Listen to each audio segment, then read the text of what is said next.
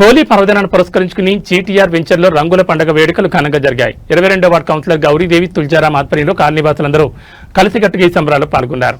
ఈ సందర్భంగా జీటీఆర్ ప్రతినిధి మాట్లాడుతూ కులమతాలకు అతీతంగా చిన్న పెద్ద తేడా లేకుండా ఒకరికొకరు రంగులు చల్లుకుంటూ ఆనందోత్సాహాల మధ్య హోలీని జరుపుకోవడం సంతోషంగా ఉందన్నారు. ఈ వేడుకలు కాలనీవాసుల మధ్య ఐక్యతను సోదరభావాన్ని పెంపొందించాయని వారు పేర్కొన్నారు. కాలనీ అంతా రంగులమయంగా మారి పండుగ వాతావరణం సంతరించుకుంది. అరే అంత కిందికి ఆయన బక్కకున్నాడు కిందికి